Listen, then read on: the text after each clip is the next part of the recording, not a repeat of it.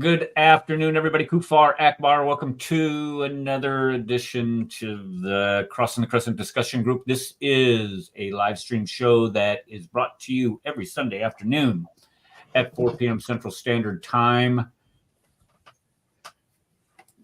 until about 6 o'clock. I don't know. My brain's not clicking here. I forgot a line. I said we're supposed to be a show dedicated to rightly dividing the truth between Christianity and Islam. That's why I got it mixed up there. I mean, wait a second, I forgot to say something.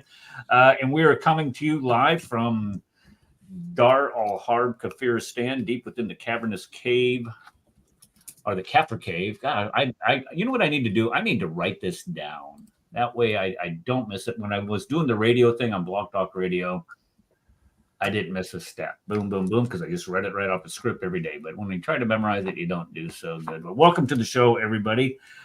We are so glad to see you. Let me jump over to the chat. There's a bunch of chat that I don't see in there. Thank you, everybody over in chat coming today. Let me say this in the chat. With the mods in chat. I received a complaint. I know you're shocked. I received a complaint that we were not fairly treating the Muslims that come to the show in chat. I'm just saying. So because they were being disrespectful and all this, that, and the other thing. We must give them their due jizya. We must submit to them. We must give up our seat. We must cross the other side of the road. You kafirs, don't you understand? They mostly run. They don't last too long on the chat. They just run.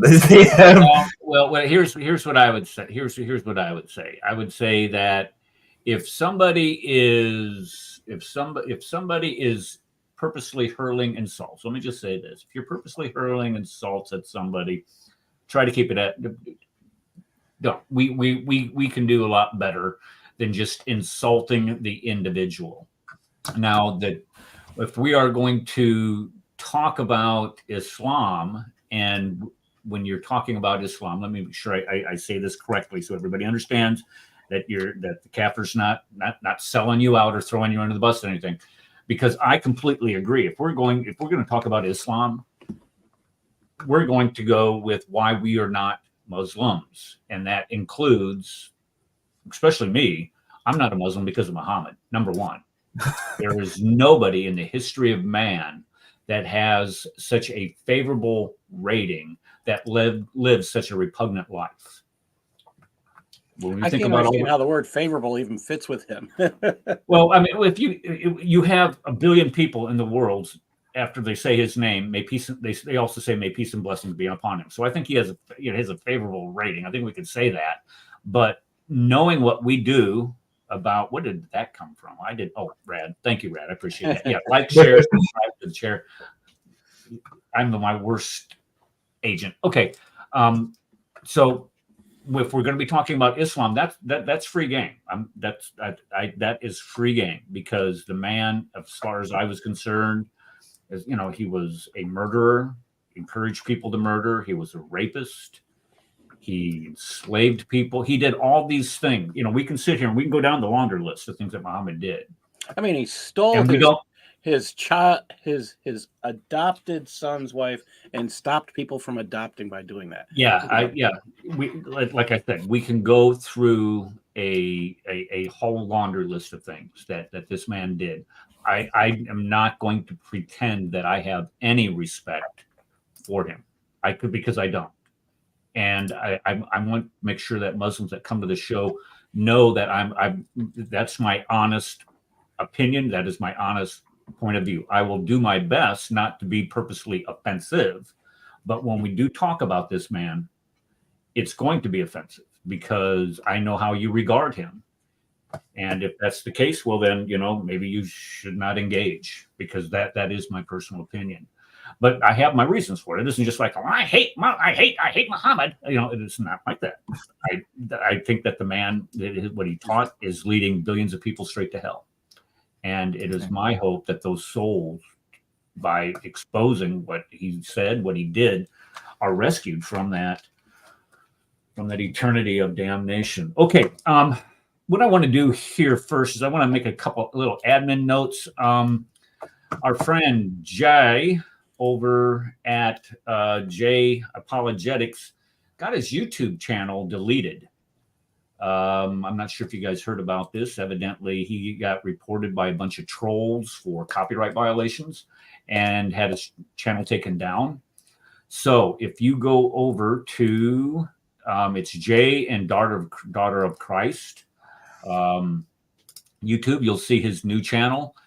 He's trying to get his subscribership back up.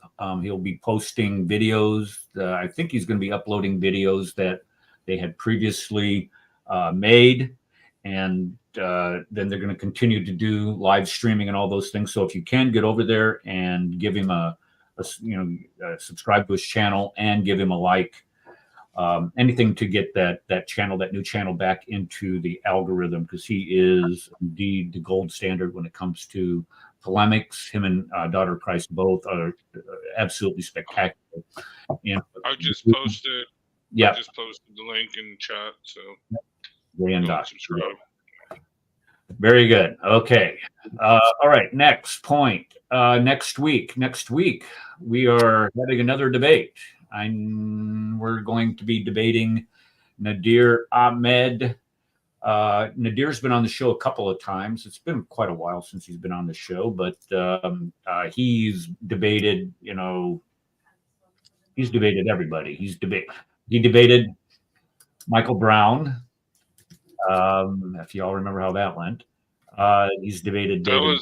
We got to tell the background story on that. So the week before, or maybe it was the day before he debated Michael Brown, wasn't he on our show? It was either a week or day before, and he was with Bob the Builder, and he gave the same argument that he gave on Michael Brown's show, and Bob the Builder just tore him apart. It was just a laughing stock. And then he goes on Michael Brown's show and gives the same argument, and Michael Brown actually said, "Is this a joke? Are you setting me up? I mean, are you seriously going to make Islam look bad?"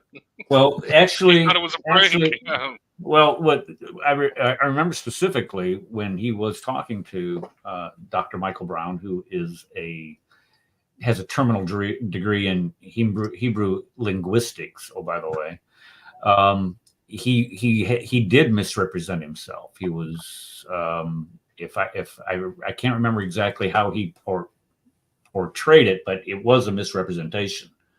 And Michael Brown was like, "Look, if you wanted to have this discussion, something else, or have a formal debate, let's do it. But this is not this anyway." Anyway. We all know who I think Nadir is infamous. I don't know how you pronounce it, but he's going to be on the show next week, and we are going to have a moderated debate on the crucifixion of Christ. So we'll see how that goes, or how he does with that. And then lastly, let's do this here. Okay, today is about Quran's historical errors. And let me just say this: these are not, there's all kinds of different laundry lists out there that you can go through as far as, historical errors in the Quran. Here's a list, boom, boom, boom, boom, boom, and you can get all kinds of short, blurbs about them. Today, I just want to have a discussion about them and see what you all think about them. What your thoughts are.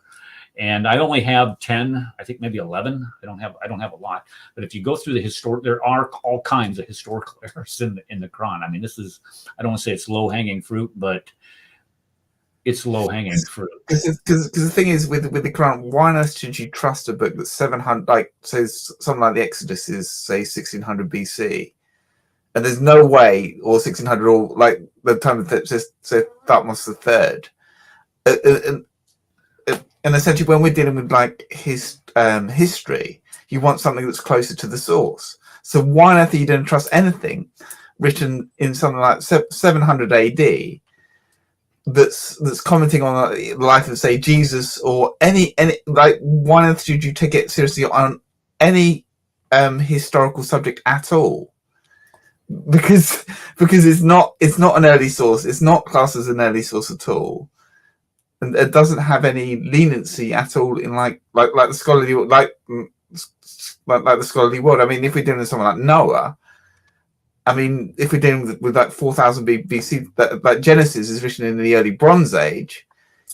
There's a lot more time difference between, say, something early than something later. So it's essentially you can't deal with something that early.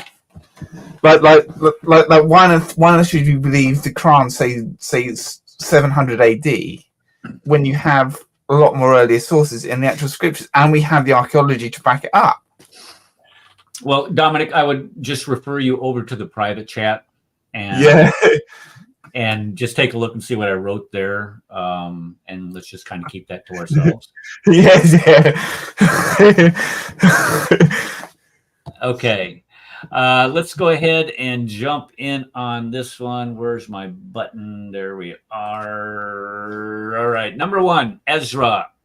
We all know Ezra. Sure we do. Ezra is famous for returning to Jerusalem and rebuilding the walls there, rebuilding the gates, rebuilding the temple, reinstituting the worship system there in Israel. But the Quran says that Ezra, or that the Jews said that Ezra was the son of God. Now, this is a problem, because if you look at this verse, look what it says here. The Jews call Ezra a son of Allah. And Christians they got his name wrong first. Let's be honest here. They can't even say Ezra. That's Uzair. Who's Uzair? I have no idea who Uzair is. It's the same thing with Isa. I mean, who in the heck is this Isa character? But yeah, I agree. But they say, well, it's an Islamic translation. No, it's not. That's bullcrap. We know it. Let's just okay. What was I saying here? I just read something in chat, and I got kind of distracted. Sorry.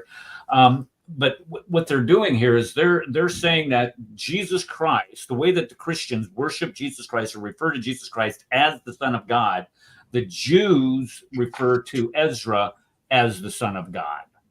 So the question becomes, which group of Jews? Because we all know that this is a false accusation. Ezra was a priest. He was a scribe. The people loved him, but they did not refer to him as the Son of God. Period. The Jews never claimed that he was the Son of God. Now, the question is that, well, where does this come from? And of course, before you make a claim like that, saying that the Quran is wrong, you want to go in and do a little research on your own and look this up. So I did go look this up. I have the article here. What did I do with it? I have it here. I have it here somewhere. I think this is it. This may be it. Yeah, this was by... Oh, I didn't write it down. I didn't put it on here. I think it was Jonathan Brown. He was one that, anyway, he refers to a book, the fourth book of Ezra. Now, did you know that, in the Bible, you only have one book of Ezra, right? Right. Okay. So this is what we would call an extra biblical book. I can't remember the proper name for these types of books. But he says it's kind of on the lines apocryphal? Of the book. It's not apocryphal. I know what you mean by that, but I can't remember. But anyway, it's second Esdras, and what he's basically saying is that in this extra book, this is where they say that. But even here, it does not say that. They call him the Son of God. So, even with that, the Quran is wrong. Now, I remember we had an imam. Apocalyptic book, it says. Is that what it's known as? An apocalyptic? Okay. Yeah. All right. Thanks. We had an imam on here from Houston, quite a while ago, since he picked up a band from Kafiristan. Who made this claim on the show and said, look, that's not an error. There was a Jewish group that did worship Jesus or not Jesus, I'm sorry, Ezra as the Son of God. So you do a pause and you say, okay, you're gonna have to cite that one for me, baby, because it's not there. And he says, and I told him, I said, look, I'll go looking for it, knowing that it's not, you can't find any group out there. This is the same thing as saying that the Injil was given to Jesus, and we're referring to the Injil. It's true Islamophobia at its finest. It's true. Exactly what it is, and I appreciate that. I didn't know he was in the audience here. Who let him in? Did you let him in? Anyway. This is something that you just cannot make up and say, well, look, we haven't found it yet. Well, we don't have any Jews writing about this, and if you talk, Jews are pretty. They're pretty concise in their writings, and as far as knowing what is available and what is not available, and differentiating between what is canonical, what is not canonical, what is not akin to Midrash, Mishnah. They're able to distinguish between that. And here you don't have any mention of Ezra being called the Son of God. And even if there were, and let's just grant this, let's just pretend here. CP says something. I go with you, or I go along with you, or I go. Somebody said that CP says that, right? Okay, I go with you on this. All right, I'm going to go with you on this one. And let's say that there was a sect out there, similar to the Carolingians with the worshiping Mary as part of the Trinity or whatever. What if? Why would you refer to such a small sect as being representative of the entirety of the people? For example, and this is compare and contrast here. Look at what it says. It says the Christians call Christ the Son of Allah. Why would you say? Because all Christians call Jesus. Is there a Christian group out there that does not refer to Jesus as the Son of God? Does anybody know of one? Non-existent. In the chat, maybe. Again, even if there were a small group, why would you use a small group as being representative of the whole? That makes zero sense, especially if this book is supposed to be clear and explaining everything. It doesn't, because this would be an allusion to something that only a small sect would do, even if they do name somebody, and they don't. You can't find it out there. So that is the first historical error of the Quran. Let's go to the second one, shall we? Does anybody have anything want to add to that? Maybe I left out anything they want to put on there. Hey, Rad, can you do me a favor and go check and see if we are live? Are we live on Rumble? We should be, but I'll check. Okay, because I see the icon up here. I didn't know if I set it up right, or did you set that up? Oh, it as long as there's nothing there with like an eye that looks like it says it's not working, it's working. Okay. I had that happen. Here's the funny thing.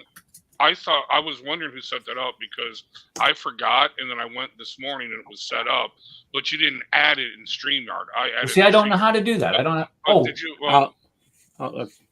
Yeah, it's real simple. Once you set it up in Rumble, then you just go, when you're setting up, you click on the icon for Rumble, the green icon, and then it gives you a drop down, and then you just select the stream. That's that simple. And which stream do I select? The one that you just created. The Rumble. You select when you set up your StreamYard, you select Rumble, but you have to go back and get the stream key. Okay. You think that StreamYard would fix something like that, for Pete's sake? Get it right. Okay, let's go to the next one. The next one is Solomon and the Queen of Sheba. Yes, my favorite little fairy tale. When you look at the Quran, it talks. This story includes talking birds that drop rocks on I mean, it's your first, strike group of F-35s dropping rocks on their enemies. You have talking ants even in that. You have a hoopty bird that is like a courier. And then it has genies, and uses black magic. Now, the thing about this is that, okay, you can make an argument to some other stories in the Bible where you have demons, you have demon possession. I think we could all agree with that. And people using incantation, using, witchcraft, things like that. Okay. But a talking, because we have a talking donkey. Does anybody remember what story that comes from? Balaam? Balaam's Balaam. Balaam? Is that it? Yeah. Okay. Yep. What book is that found in? Does anybody know? I didn't go. It's Numbers. Okay. Because I remember I said, okay, we got a talking donkey. The book of Revelation, we have 7-headed monsters. The Bible does have these types of things in them. But here you have the Quran trying to copy off of the Bible, the biblical story. And this is where where Muhammad gets it all wrong. The man couldn't read. I mean, that's just the bottom line. And so when you can't read, you can't really understand what you're trying to explain. And you know what? Let me see if I could conduct a poll. Let me see if I can conduct a poll here in chat. Because there's been a lot made, big to-do about, Muhammad couldn't read. Muhammad was illiterate. How many people think Muhammad, let me make sure I write this. Okay, if you think Muhammad could read, write yes in the chat. If you think that Muhammad was indeed illiterate, write no. Yes, thank you, Connie. I see that. Yep. Thank you, Dominic, for putting that in there. Yes, Balaam. There you go. All right. Yes or no? No. Muhammad could not read. Well, when you get to it, go ahead. I have a problem with that because he supposedly was a businessman, so he had to have known, unless he had somebody explaining. Right, yeah, that's why I think he could read. And in order to look at bills of lading, inventory, things of this nature, and plus the numbers. But I don't think he could. I don't think he was very good in math. I think that's one of the reasons why he wasn't I don't think he was a good salesman. He couldn't even keep details. So True, I mean, Islamophobia if he could at read, its finest. he couldn't put it. It's true. It's true. Yeah, I'm sorry. Because let me just, there's not the numbers in, from my understanding, the numbers in Arabic are not represented numbers. They're like letters. I might be wrong on that. Well, I don't it know. would be the same. It would be the same thing for Hebrew, but he can't add, he can't subtract, he can't multiply, he can't divide. I mean, we're lucky if, they're basic math that he can't do. It's scary. Fractions he's totally lost on, which is stuff he would have to know in order to do the job he was supposed to have if he existed. I'm at the point where I don't believe he existed. I think it was created. Islam was created afterwards, but yeah. I think the world is slowly getting there. That case is becoming stronger and stronger as we go on. My username over at Rumble, Nico, is Eric Theckefer. Look for Eric Theckefer. Because there is a hadith where it doesn't the angel Gabriel command him to read, and Yeah. if he was, I cannot read, or what shall I write? Yeah, I'm just trying to. It's not like Al-Bukhari. I'm trying to find the actual kind of quote. Yeah. Well, here's the deal. Whether he could read or write is not really the issue for me. The issue for me is these morons who follow him actually think that it's a sign of nobility that someone can actually write. Like, this is the greatest example of mankind. He could not read or write. He could not learn how to read and write in over 50-something odd years, okay? No one bothered to teach him how to read and write. And they somehow think this is a great, virtuous thing.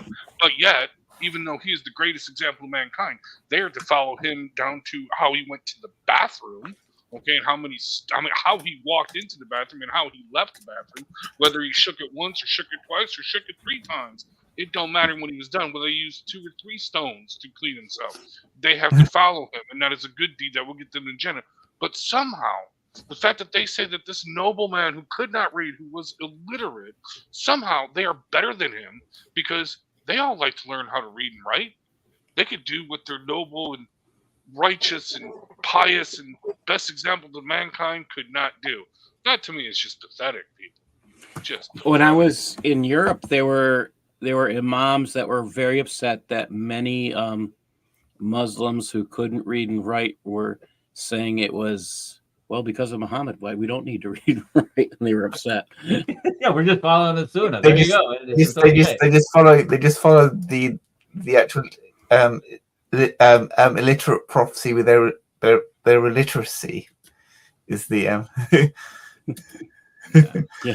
Well, let me. Okay, what I from what I understand, what it says in the Quran, it is they follow the unlettered prophet, and what that can be translated or interpreted to mean. So, when in the context of what it's written, is unlettered in Jewish and Christian scriptures, is what it supposedly can. Some people say that it could. I'm just saying that some people take it that way, but could. most of them sit there and literally think that this is a sign from Allah because he couldn't read and write. So how did he know all this miraculous stuff about sperm coming from between the rib and the backbone? If he didn't know how to read and write, how could he have read this? Yeah, I would never Because he figure that out. had temporal lobe epilepsy. He had these hallucinations. Sound like a or he was a master in plagiarism. Oh, It's there you the- go. I think those two go together. You have to make something up and then have a hallucination to back it up. Okay, well, the bottom line is that even if he did not know how to, or even if he did know how to read and write, he definitely didn't have a grip on what the Bible taught. Because when we look at what the Bible teaches on this, well, okay, first off, here, let me put this up here. First off, this is a plagiarized story, and I'm going to show you. I'm going to make a comparison here in just a minute of the Second Targum of Esther, which is an early 7th century prior to Islam writing. Oh, by the way, and the story here. So it's another one of those examples of plagiarism. But when we look at Solomon spoke of tree, not to trees or heard from trees. He spoke of trees, is what it says. Same thing with the hyssop, springs out of the that comes out of the wall. He also spoke of, and not to animals or heard from animals or birds or whatever. He spoke of them to the Queen of Sheba. And what he was doing is he was showing her what a brilliant man he truly was. So when you look in First Kings and Second Chronicles, you can see that she was impressed with his knowledge and that it had to come from God. And so she ends up giving God the glory for him and becoming a convert. But when we look at this, here you have the Quran, and when we start talking about the same story. And also the Second Targum method, you have two writings. You have one that dates back to the 2nd century, and then one that dates to early 7th century. Just in case you want to know why I have that up there.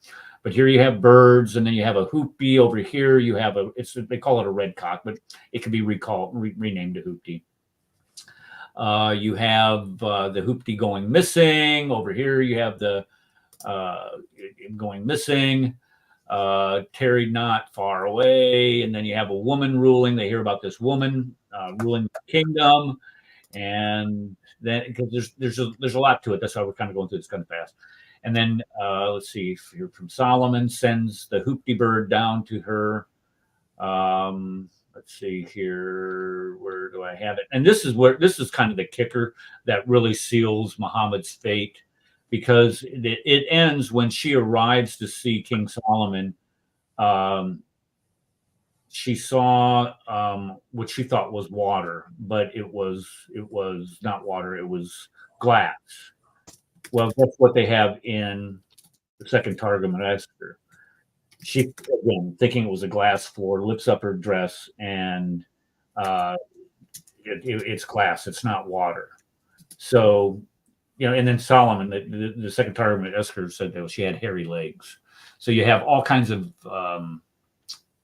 similarities here. You have Solomon, you have the Queen of Sheba, you have a castle, you have a bird, you have floor of glass, which is supposed to be water, and her lifting dress. So you have all kinds of different, you have all kinds of points of congruence here between the two stories. You can see it was clearly plagiarized. There's all kinds of plagiarisms in the Quran. If you ever want a good book on this, it's by St. Clair Tinsdale.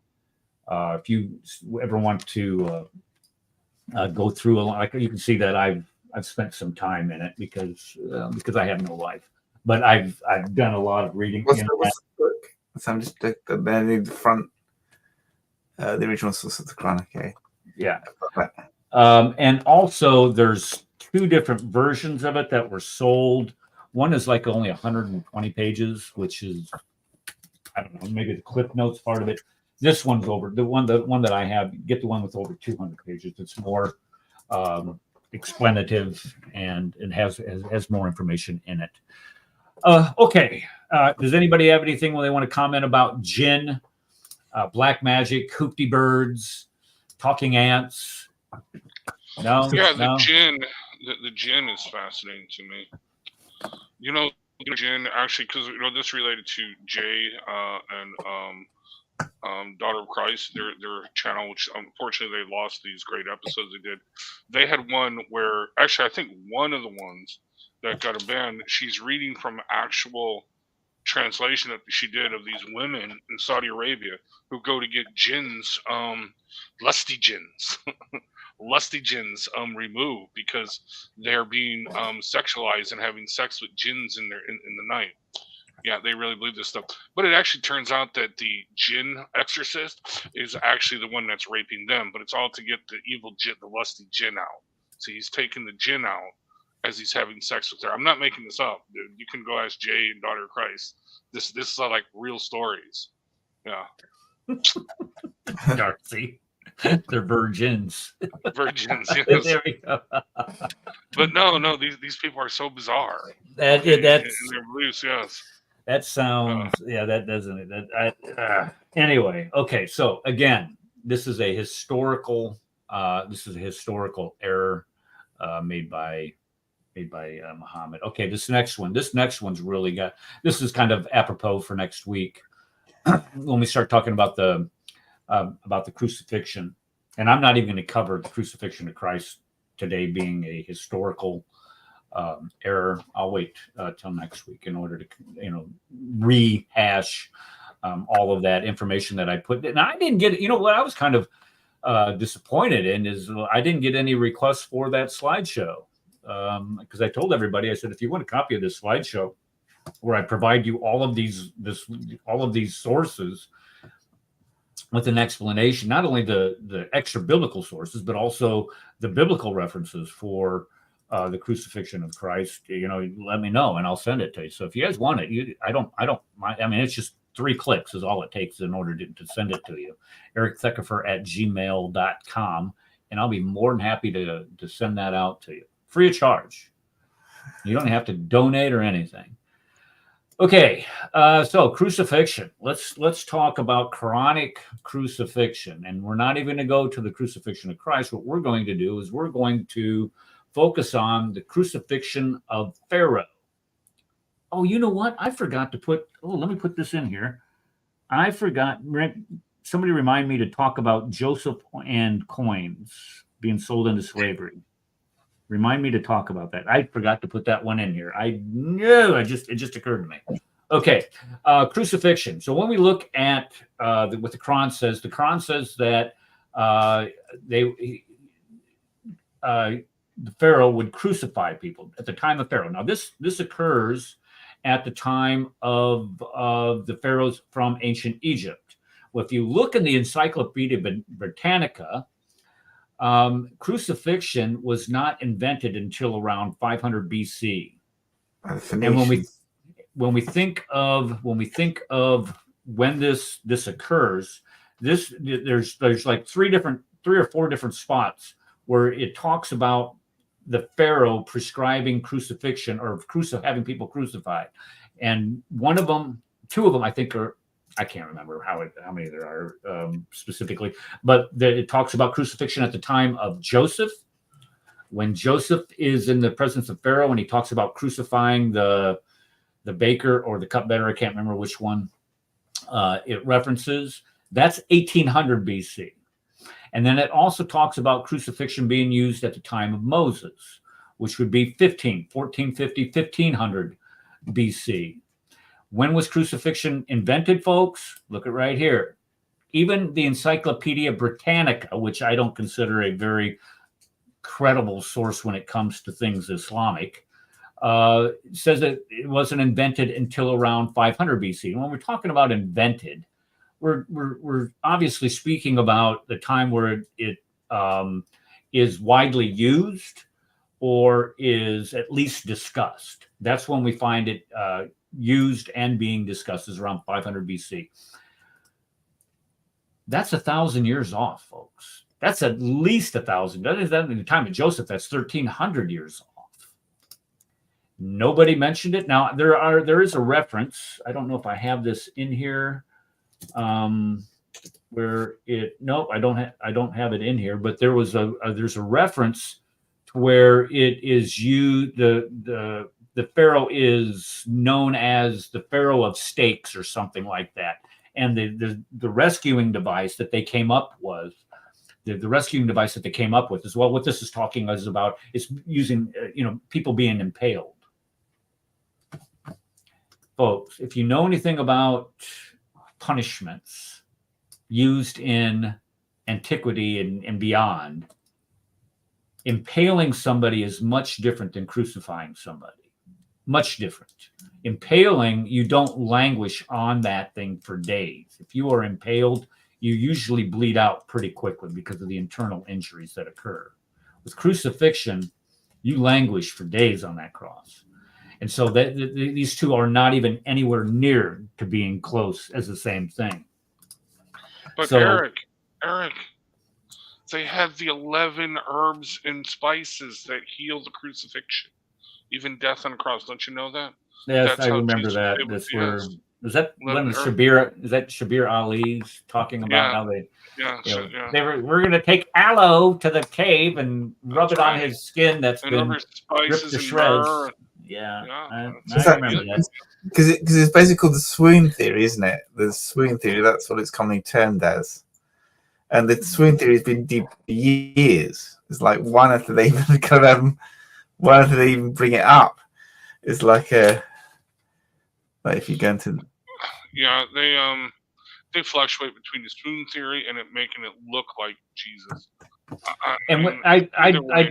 Yeah, and I'll be discussing that next week. But the swoon theory is it cannot be correct, and the reason why is because Romans did not. I mean, if that person did not die on that cross, you would die. I mean, that when we think of military order and discipline, the Romans were ruthless, folks. This is why they call them the Iron Legions of Rome. These guys were very disciplined. And as a soldier, you're going to know if that person is going to die. And we've talked about this several times. You have to be an idiot not to know this by now if you watch the show. And if you, well, I don't want to call people idiots. Sorry. I'm going against my own little rules here. But anyway, if you are being crucified, you're hanging. What kills you is that you suffocate. It isn't bleeding out. It's suffocation. If you cannot push up to exhale, you're going to suffocate. So if you're just hanging there for 15, 20, 30 minutes, they know you're dead because you cannot breathe. And if you're not breathing, guess what happens? You die. So if you're hanging there and not moving, they know you're dead because in order to continue to live, you have to push up. This is why they broke the legs of the both of the thieves on each side of Jesus, is to speed up this process. Because if your legs are broke and you're trying to push up, those bones are going everywhere and you can't push up and you suffocate. That's how they knew that they would kill them before the Sabbath came. So this idea of swoon theory is stupid. Plus, if you got somebody running a spear through your heart and lungs, this isn't like surgery, folks. This is, you're going to bleed out internally, for crying out loud. So it's really, the swoon theory is probably the dumbest theory, in my opinion, but we'll see what happens next week anyway. Okay, a couple other things I wanted to add, or one more thing I wanted to add to this. If everybody would open their Quran to chapter 5, verse 33, where it talks about punishing people for creating fitna in the land, creating not trouble, corruption. There we go, corruption, creating corruption in the land. Allah, the God of the universe, says that if you create corruption in the land, fitna in the land, you are to have both your hands and feet cut off on opposite sides or be crucified. So here you have the God of the universe agreeing with the Pharaoh, essentially, is what you're doing. So Muhammad has the Pharaoh and the God of the universe prescribing the same type of punishment. It's sick. It's a historical error, a obvious historical error, and also it kind of gives you a little insight onto the mind of the author of the Quran, and it's definitely not God.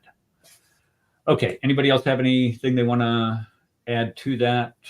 Because I was trying to find, because you know the book, is it The Case of the Resurrection? By Gary Habermas and Mike Licona. Because in that book he kind of states the aspect of the medical condition of the actual aspect of the cross. There's no way that you'd actually survive even like the actual I've got the book. I'm just trying to find the exact quote that I'm trying to find. I have the book. I don't yeah have to go looking for it. But I know what you're talking about. As a matter of fact, when I was preparing for that debate 2 weeks ago, I was going through some of the items that they had brought up in there. If you guys want a good read, I forgot to mention this.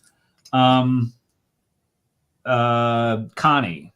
redid our intro, so I wanted to give her a public thank you, ma'am, for getting that done, so we don't get reported. Because evidently, if you show a picture of Al Husseini, the Grand Mufti of Jerusalem, and Adolf Hitler sitting together, evidently that's hate speech. Is Connie in the room with us? No. Let's see here. She said she left for a few minutes. Yeah. Lady, go sit your behind down in the corner somewhere until we call your name. Lady, go sit your behind down in the corner somewhere until we call your name. Lady, go sit your behind down in the corner somewhere until we call your name. Okay. Somebody tell Kenny to shut up. All right. I may please allow yourself the first and last word in the debate, which really became. You know something? When we're not showing pictures of the truth, that means we're following Sharia law.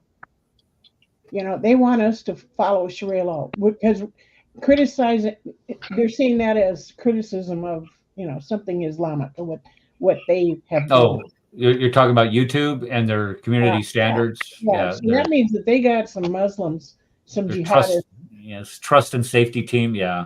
I agree. I agree. It's just kind of the game that we're sentenced to play, unfortunately, and I really hate it.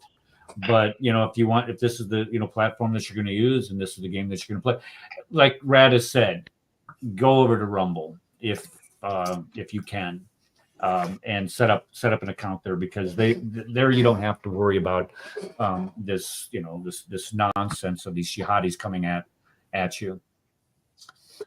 Okay, Rad, what did you do? Are you up here twice? Or yeah, you're in here twice. Now you're only once. Okay, so Allah the Crucifier. Let's move on to the next one. The next one is the Tower of Babel and Haman. Now Haman is okay. He appears in the Quran in chapter 28, verse 38, and chapter 40, verses 36 and 37. And here's what it says. Pharaoh said, "O nobles, you have no other God that I know of except myself. O Haman, make me bricks of baked clay and build for me a tower that I might climb to the God of Moses, for I think he's a liar." Okay, so here we have Muhammad getting, I don't know how many things wrong here. Number one, towers did not exist in Egypt. This is a historical fact. This is an archaeological fact. They do not have towers in Egypt. The second, and they built pyramids out of hewn stones is another thing. But right here, this is kind of an interesting thing. It says up here, baked clay. They did not use baked clay. They used baked clay in the Babylonian Empire with Nebuchadnezzar. If you remember the story of Shadrach, Meshach, and Abednego in the fire. Well, what fire are they in? Well, they're in a kiln. They're in a furnace to bake clay. But in the time of Moses, what did the Pharaoh use? Remember he took away the straw because they were making clays. They were sun dried. They were I was going to say baked. I guess they baked bricks. Were not used in Egypt. They were sun dried bricks. I don't know what you would call them, but they did not bake them. Here we are. This says sun dried bricks is what they are. So when we look at the Tower of Babel occurs in Genesis. He's thinking of Nimrod, not Haman. This is Nimrod. So he's getting, when we're talking about using a book like the Bibles, and you're saying, okay, well, the Quran is the criterion coming to correct the Bible. So what he's essentially saying is that, okay, the Quran, this is what Muslims will say. They said the Quran comes to fix the corrupted Bible, that Bible's been so corrupted. So what they're saying is that, okay, this corrupted Bible has the Tower of Babel in the wrong location. The Tower of Babel did not occur it occurred in Egypt. Moses was at the Tower of Babel. Don't you see? And let's see, the Tower of Babel would have probably been around what, 2200, 2300 BC, maybe 2400 BC. And Moses is 1400 BC, 1500 BC. That's 1,000 years. So they're way off on the time. And then you have Haman, which is like even and Haman, we're getting to that. So yeah, it's like you could have got them completely wrong time period. Yeah, that's like, yeah. Okay, so this tower is in southern Iraq, is where it is. So they're not. They're not in Egypt, and they're using bricks, the wrong kind of bricks to build it. So Muhammad is screwing up the biblical account of this. Now, is that a historical error? Well, if you consider the Bible to be a reliable book when it comes to commenting on history, yeah, this is definitely a historical error. And when let's see, many centuries from the time of the pharaohs, okay, it's anachronism. Okay, here's another one about this story here, right here.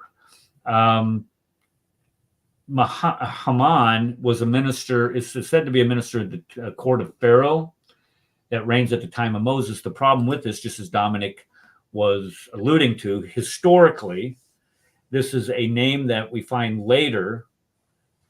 It was not used at the time of Moses. And more importantly, it's not an Egyptian name, but it is a unique Babylonian name. Folks, this is an important thing to understand. We have all kinds of archaeological evidence from Egypt. We have a ton of it. And the reason why is because of the arid conditions, was able to preserve it. Not one piece of archaeological evidence from Egypt of all the names we have. Like, for example, if you go to, there's a tell in Goshen where they found a ledger of some sort, and it had all kinds of names in it. And many of the names that were in this ledger were Semitic, which gives a good indication that the Jews lived there at one time. Yeah, but you silly kafir. Don't you know that the lack of evidence in Islam is evidence of its perfect preservation, of its miracle? I mean, seriously, don't you understand the reason why there's no evidence for any of Islam's claims is because the Quran says the Jews wiped it out because the Jews knew Muhammad was coming. They were waiting all this time for their prophet. So when he finally came, they destroyed all evidence of him. Don't you see this? Alhamdulillah. Take the shahada. Okay. It's a Jewish conspiracy. That is a rescuing device. As far as I was listening to a Muslima talking to, I think it was to God Logic this week or whatever, and she said all of the evidence for the Injil was destroyed by the Roman Catholic Church.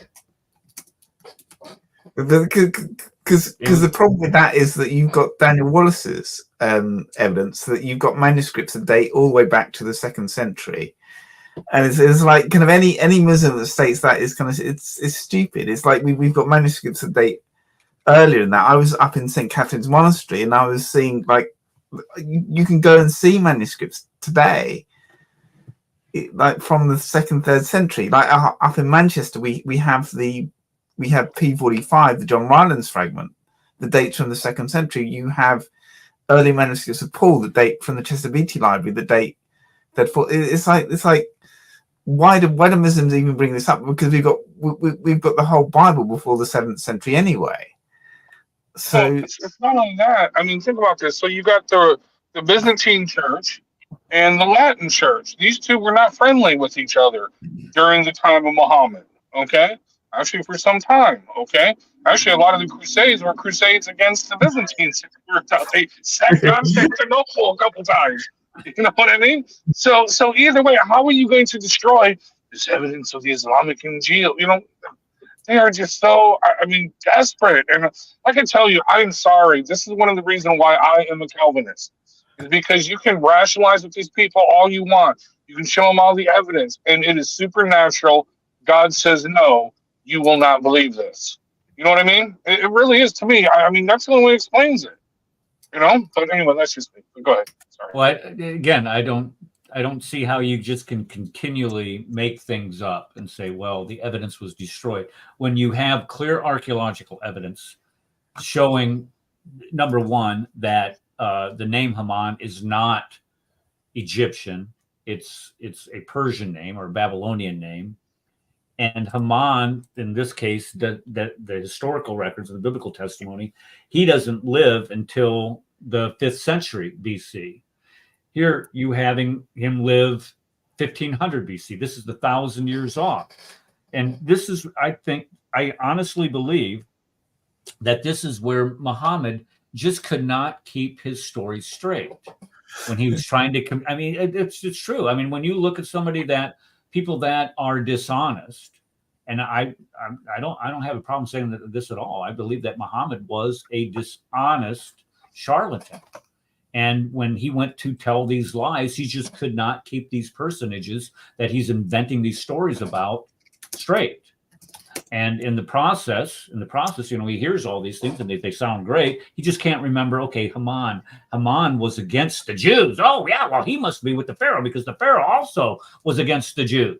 So these two must have been so when he tells these stories to an illiterate culture, a culture that is, you know, predicated on paganism, they said, "Oh, that sounds perfect to me. Why not?" They don't have a knowledge of it. But when he does go to tell it to the Bana Kanuka, the Bana Nadir, and the Bana Karaisa tribes, they're like, "You're a fraud. What the heck are you talking about? Haman's from Esther, and now you're saying he's with Pharaoh. Get out of here." So what does he do? Well, he kills them. That's always the quickest answer. Kill him. Or he exiled 2 of them. Have you watched the Patterns of Evidence series to do with the Patterns of Evidence series, to do with the Exodus, where he kind of goes through the archaeology of the actual Exodus? It's the movie Patterns of Evidence. Is that what you're saying? Patterns of Evidence. Yeah, I've seen that. Yeah, as a matter of fact, I have it here somewhere. Because he's released more stuff on that. So there's also but there's also I've also put on the link the fact of that there's archaeology to do with Esther. So there's archaeology that dates, I think, in one of the Louvre. I can't remember which there's all the records to do with Esther, like from that time period. In one of the French museums, there's a channel that's done a 2-part series. In one on the fact of the archaeology to do with Esther as well. So essentially, I mean, if you're Esther Heyman, it's like and like Babylon, it's just like you've got 3 completely different locations that are thousands of years apart. It's right. Like it just doesn't historically make any sense at all. Well, here's what I was trying to think of a way. When you start having discussions with, because I got into it this week with one of my Facebook friends who's a Muslim. And, I got to thinking about, and I don't mean to say this in like a derogatory way, but, this is how I feel. Let's say you're trying to have a conversation with somebody about Shakespearean literature. And for example, maybe Hamlet or Macbeth or something like that. And you're talking about, the tone and the depth of, literary genius that Shakespeare had, and then the person that you're discussing this wants to use, well, that sounds great, but I have this comic strip here, Charlie Brown, that I would really that is just as good and useful, and you can't. I mean, that's what you feel like sometimes, because when you're having people that it's obviously an obvious historical error here. You have a Babylonian name that is 1,000 years removed, and you have no evidence. You have zero evidence for anybody of that name being in Egypt at all. And this guy was an antagonist against the Jews. And then you put the two together, the Pharaoh was an antagonist against the Jews, and you use Haman, who was antagonist to the Jews. Muhammad just could not get it straight. So he said, well, the two must have collaborated against the Jews or something. I don't know. Okay. So patterns of evidence. If you Mahoney, I can't remember his first name. Yeah, Tim Mahoney. There you go. There's 4 movies he's made. He's made patterns of evidence. It's like I think he's got one on Israel that's just coming out. I think it's one that's 6. Okay. So he's done 2 just on the Sinai. Yeah, one of them deals with the how did Moses know how to write? It was called the Moses controversy, and the other one is the Red Sea crossing. I think he's got 2 on that. Okay, but they're informative. I, like everything else, take it with a grain of salt. Weigh the evidence, weigh the sources, and the people that he has opining in them, and you come to your own conclusion. But he does a good job of presenting the information. Okay, our next favorite figure. You guys are going to like this one. Alexander the Great. Okay, so Alexander the Great, he was, of course, we all know he's this king of Macedonia, lived in the 4th century BC, great military leader, conquered almost the entire known world. Great prophet in Islam, great pagan homosexual prophet in Islam. The best prophet in Islam. Okay, get off of that. He's not trans. At least he's not trans. Get off of it. He's known as Dual Carnane, which is the 2-horned one. He gets this because he ruled both East and the West, and there is evidence of this of coins that showed him having 2 horns. Let's see, and the Quran presents him as this righteous man of God, and God spoke directly to him. If you go to chapter 18 and verses 83 to 98, here you have this conversation. But history, again, this is a historical error. History does not tell us that he was a good Muslim. And when I say good Muslim, folks, I am not even in the most liberal sense, because we all know Jesus was a Muslim, right? Right. Like I said, he's my favorite homosexual drunk prophet of Islam. He really is. Okay, your favorite one. Well, there must be many. When we think of him being a Muslim, there is no way in God's green earth that this guy is a Muslim. He was definitely not a monotheist. He was definitely not somebody that bowed to a rock in Mecca at all or anything as such. So we know he was not a Muslim. So there's all kinds of Eric, different. hold on a second. What? If they're saying that Alexander was a Muslim, aren't they saying that Islam was originally polytheistic? Oh, that's a good point. That obvious thought never entered my little small brain. Well, Yeah, they're the ones who talk about the Kaaba being filled with polytheism. So, yeah, they have a polytheistic prophet. There you go. Yeah. That includes two of them. Okay, let's see here. He was right there. It's right here. He was a polytheist. Yep. And he said that he was the son of Ammon. He said he was the son of the sun god of Egypt. So this does not sound like somebody who is what you would say a Muslim or a very pious individual. What else have we got here? He said that he did not travel west as they claimed in the Quran. And also, I'm leaving out the part where it said that he traveled so far west. What did he find?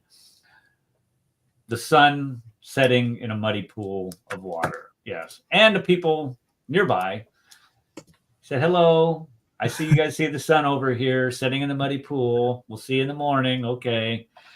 I can promise you he never found that. And also I would say when I was reading this in the Quran, it does not say as if, because that was the common argument that I've heard, that the sun was setting as if it was in a muddy pool of water. It does not say that. It does not say that. It says the sun was setting in a muddy pool of water. What else do we have on him? He made this big wall. Now, folks, this is what you should be focusing in on. He constructed this big wall made of iron and brass between two mountains, and it was going to last until the end of time. Okay. And that's why the U.S. invaded Afghanistan, was to find the big wall and destroy the big wall so it would usher in the Dajjal. Don't you understand that? I mean, seriously, come on. Okay.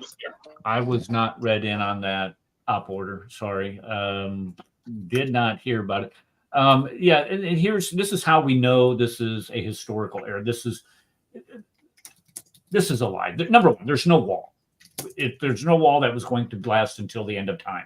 And if I checked my watch lately, there's still time. So we haven't reached the end of time yet. We haven't found this wall. But at the same time, we haven't found Noah's Ark either.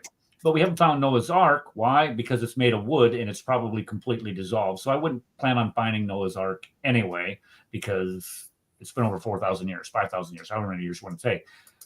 This was made out of brass and iron. This would leave what we'd say would leave a mark. This would leave some type of evidence. We would find this somewhere. Even with our little satellites beaming down on the earth, we would find something like there would be some type of evidence for this.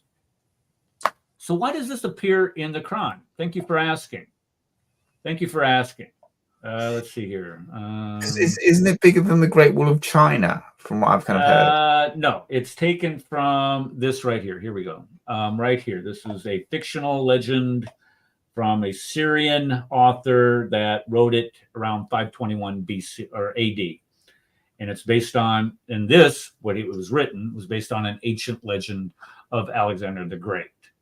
So again, you have a plagiarized story appearing in the Quran, but not only is it plagiarized, and we don't want to sit there and, go through all of the elements that have to be present in order to demonstrate plagiarism.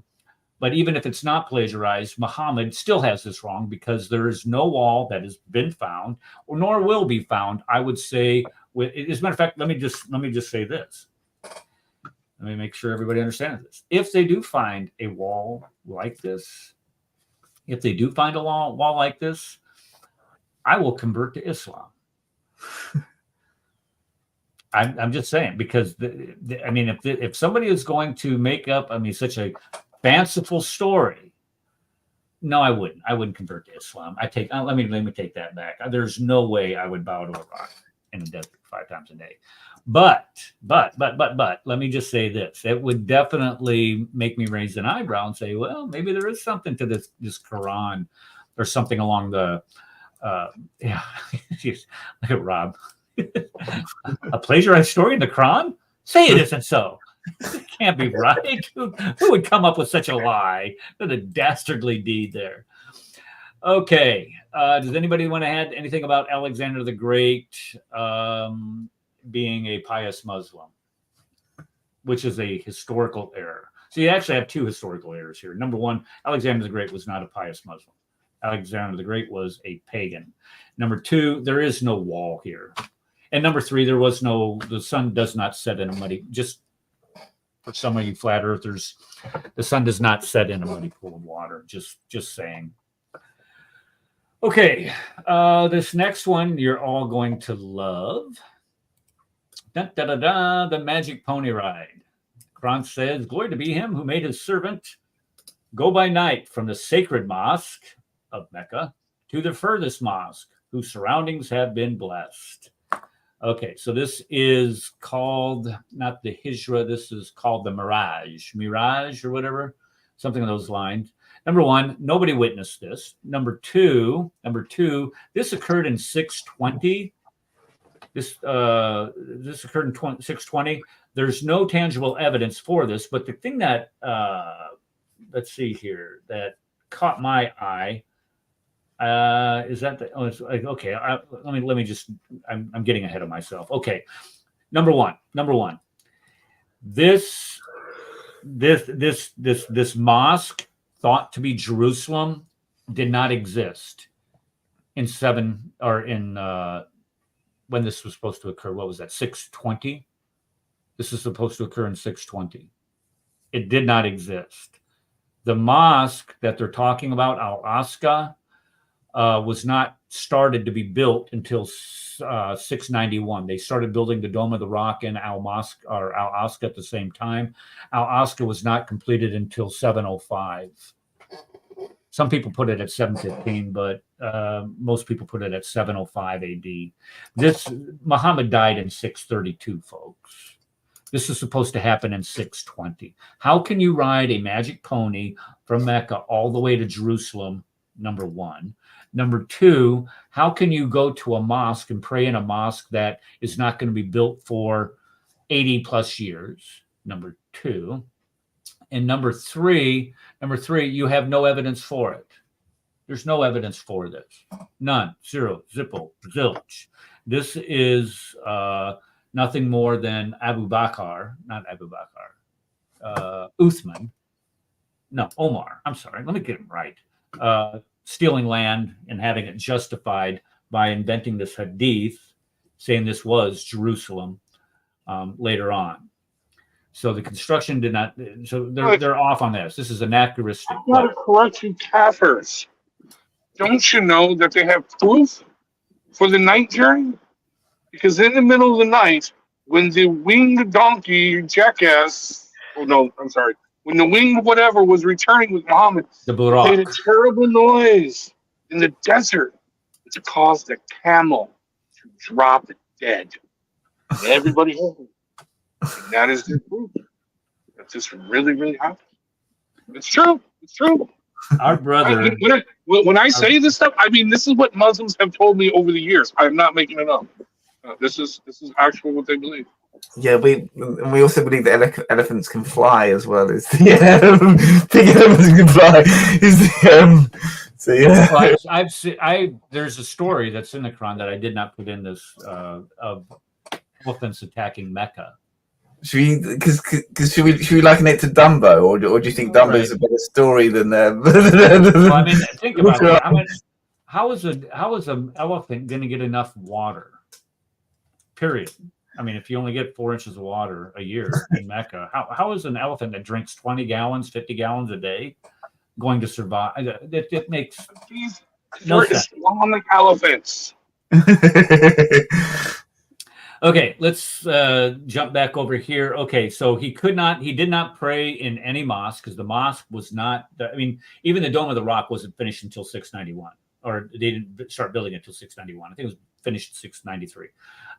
The Jewish temple had been destroyed in 70 AD, so he wasn't praying there. And when you look at this again, plagiarism, please say it's not so, but this sounds just like a Zoroastrian story that was circulating before Muhammad. Let's see, it's 400 years before Muhammad in this book. Okay, so the bottom line is that here you have this night journey that nobody that they even Aisha. There's a hadith that Aisha says that he was here all night. He didn't go anywhere. So there are some people. I think there's a hadith that says that this was a vision. Well, if you're having a vision from God, I guess anything's possible. And that would be the only way that this would make sense if it was a vision. Unfortunately, most Muslims don't agree that it was a vision. Most Muslims think that this was an actual journey that Muhammad got on this pony, this Pegasus. And that's basically what it is. It is a winged horse, a winged flying animal that was very popular in folklore and legend at the time, in storytelling. And so this is what you get. A lot of these stories that occurred in these legends and lore, this is exactly what you would expect to find in a book of fiction like this. Okay, let's go to the next one, the Qibla.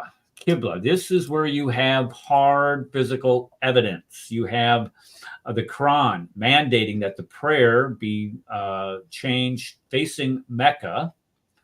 What year was this? It was 623. You have this.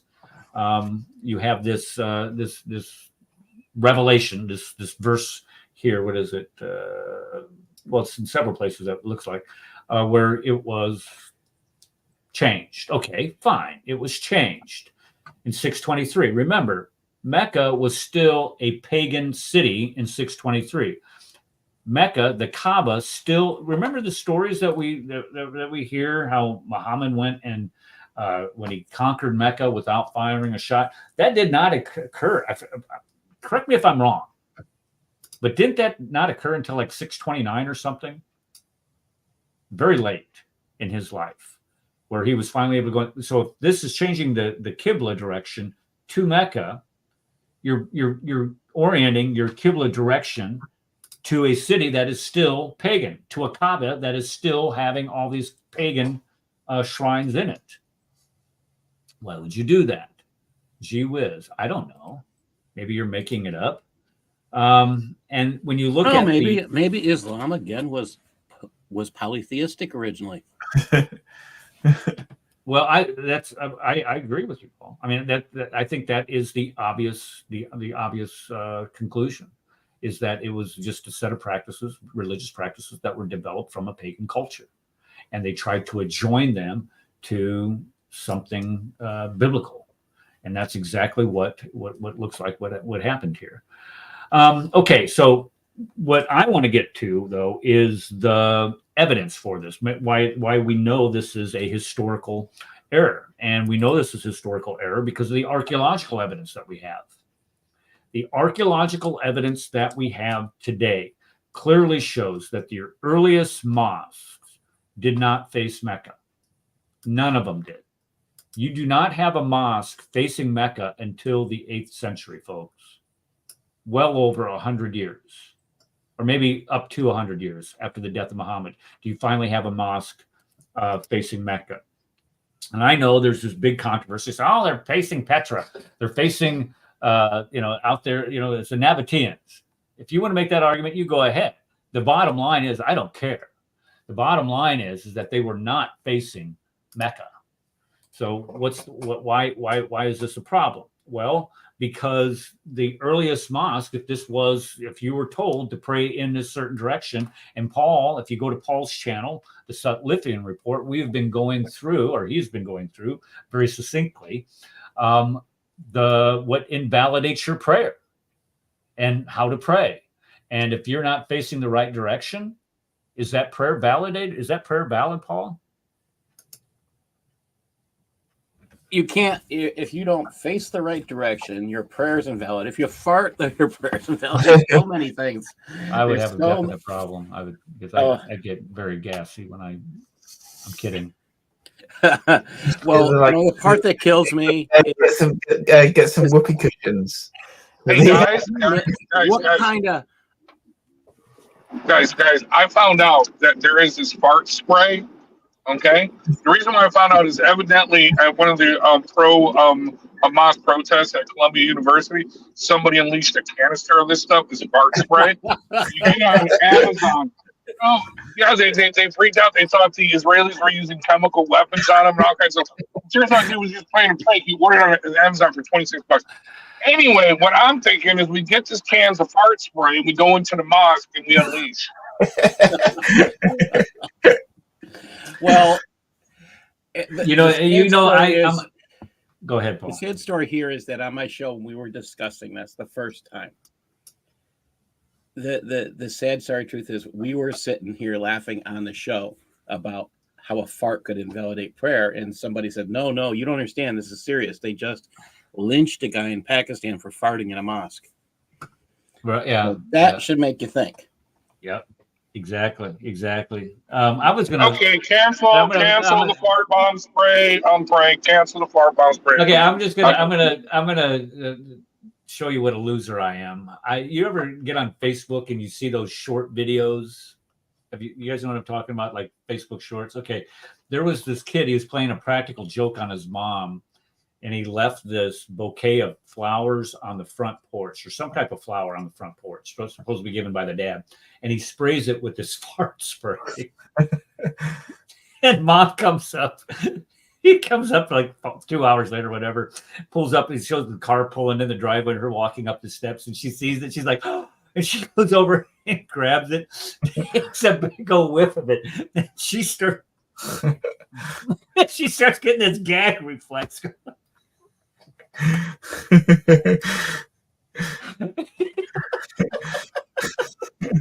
And you're watching this poor woman knowing her son did this to her. What kind of sick joke would you do? Why would you do that to your mom?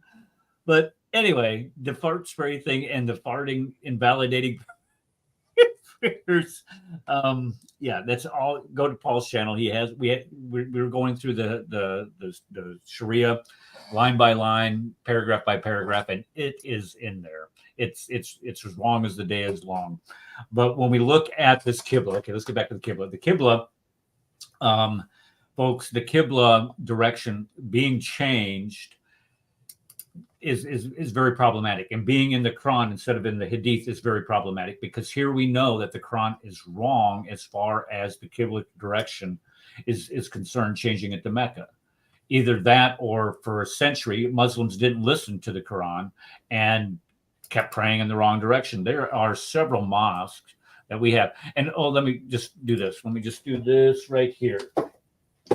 This is a great book written by Dan Gibson that talks about these Qiblas. And he provides all kinds of graphs, their direction.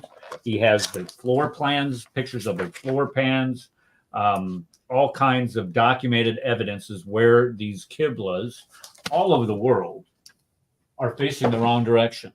We have archaeological evidence showing that the Qibla direction did not face Mecca for a century. And even then, it was a process of these mosques, when they were being constructed, eventually facing Mecca. Sometimes they were facing in between. Sometimes they're facing, who knows where they're facing, but they weren't facing Mecca for a full century. And I lift the sources up here that the article that I grabbed a lot of this information from had.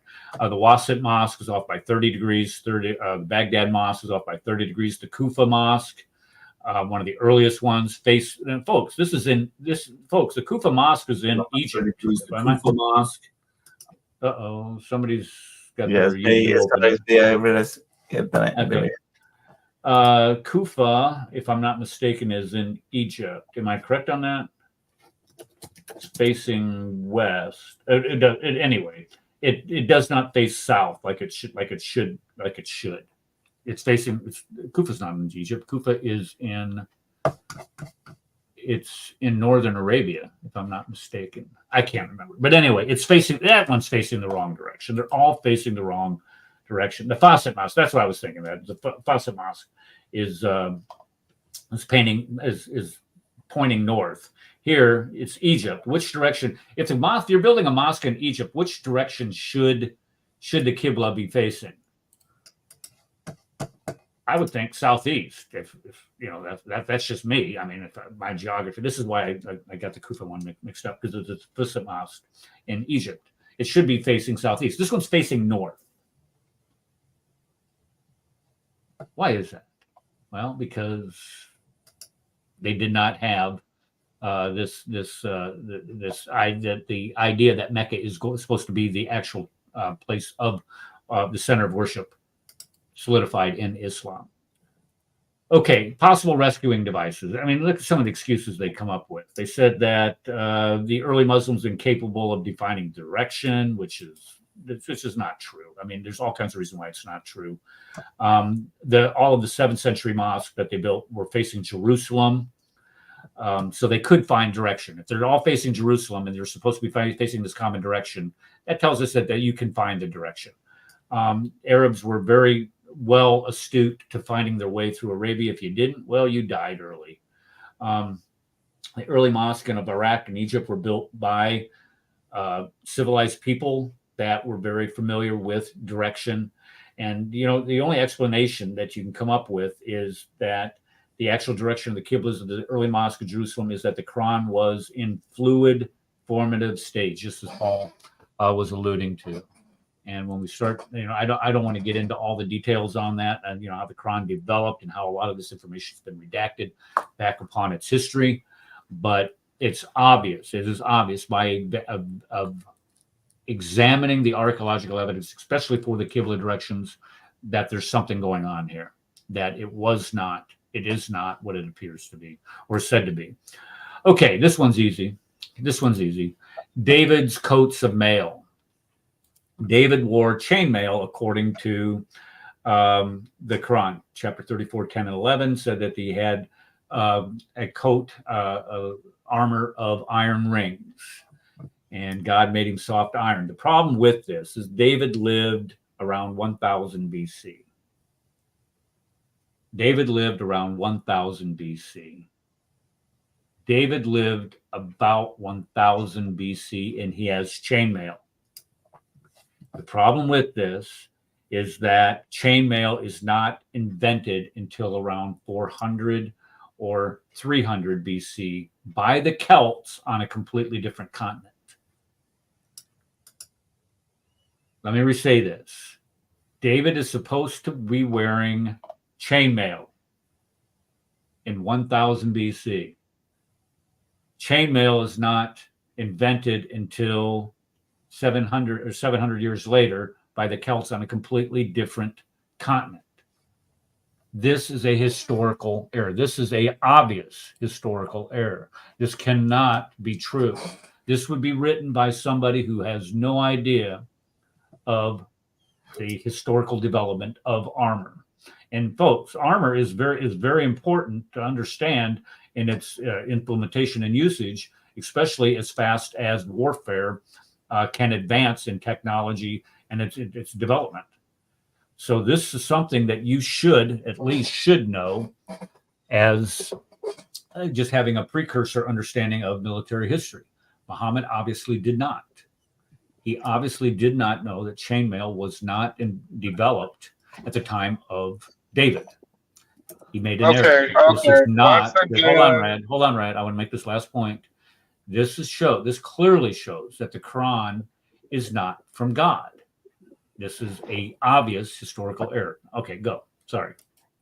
Okay, clearly. See, this is what you're not understanding, you kafir. The Quran came to correct everything. So that you come up with your kafir history, your kafir science. Don't you understand that the only true history is Quranic science? That your kafir science and your kafir history contradicts the Quran. I, as a Muslim, must believe in the Quran. Because clearly the Quran, and that's what makes the Quran from the Word of God. That is the evidences that the Quran is from the Word of God because it contradicts your Kufar history and science. Alhamdulillah. Alhamdulillah. Yeah, it's right. And then it's like I said, discussing Shakespearean literature with somebody that is using Charlie Brown as their source. This is what it's like. It is. I mean, I'm serious. This is what it's like.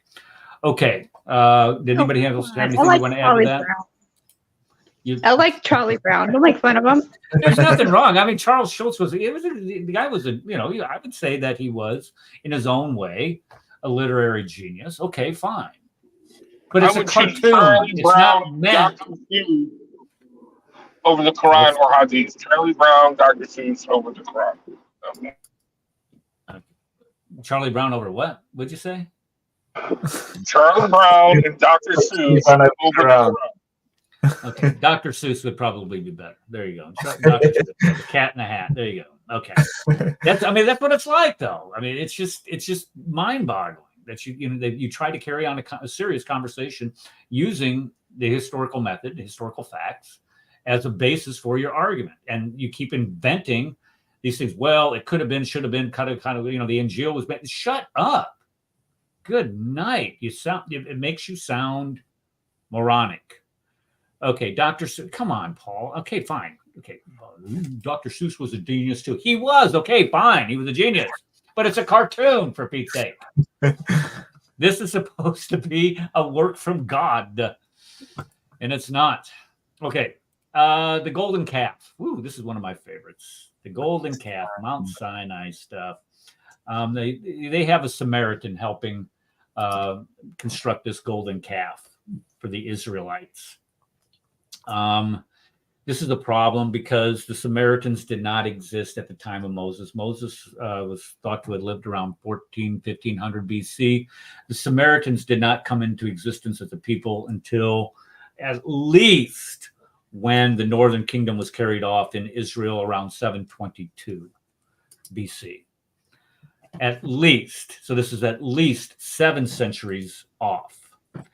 And also, again, if you're going to correct the Bible, it wasn't Moses who helped or that built the calf. It was Aaron who built the calf, not Moses. So again, you're number one, you're off as far as your historic, the historicity of this is concerned, where you're saying that that's just wrong. George Carlin is more of a prophet, yeah. Okay, the history of this is just way off. I mean, you cannot have a person from this time period, 1450, 1500 BC, from a people group that did not exist. Muhammad would not have known this. This is a gross historical error. And we know, using the historical method, that the northern kingdom was carried off by the Assyrian Empire. And when the Bible opines upon all of this type of stuff, you have who is this? This is Steve is with us today. Hi, Steve. Good to see you. Hey, how are you? I was just going to talk about your song about Muhammad's famous pony ride, magic pony ride, where you changed that. And I forgot, I had written it down. As a matter of fact, I wrote it down right here, and I got distracted probably by Rad or somebody who got me off. But anyway, I was gonna mention that. So, because Steve, what song did you get? Did you copy that from or use that from? It was from Magic Carpet Ride. It was actually David Wood's idea. I was on his program, and then he got one of his ideas, and it was Magic Donkey Ride. Magic Carpet Ride. And I actually did the song, and Hatun Tash had a big Islamic song contest, and I submitted mine, and she never played it, and so, but yeah, I did have it, and I think I have it somewhere. I don't know where it is though. Well, if you can find it and just shoot, it's hilarious. Yeah, and David's got the evilest mind too when it comes out and taunting Muslims over their crime. He comes. I mean, anybody that would come up with an idea of Islamicize me, that is like a solid month of evil thought going on. Hey, can I show something? Yeah, absolutely. Yeah. This is one of my outreach videos. I think some of you guys sometimes. Oh yeah, you watch me sometimes when I'm out there in front of the mosque. Yeah. You'll pop up on my feed, and I'm like, "Well, you'll see what Steve's doing." Oh well, at least they're not cutting his head off. He's good. Yeah. If you watch what he does, he goes. This is okay, folks. If you don't know Steve, he goes to a mosque, or no, he doesn't go to the mosque.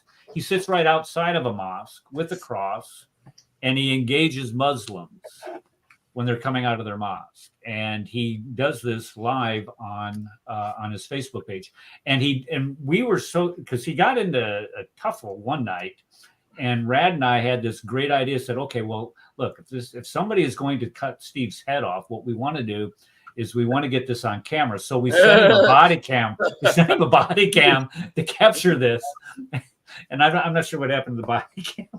You know what? It was like that was. I had fun with that body cam, man. It's like, but this is. Can you show this? Yeah, go ahead.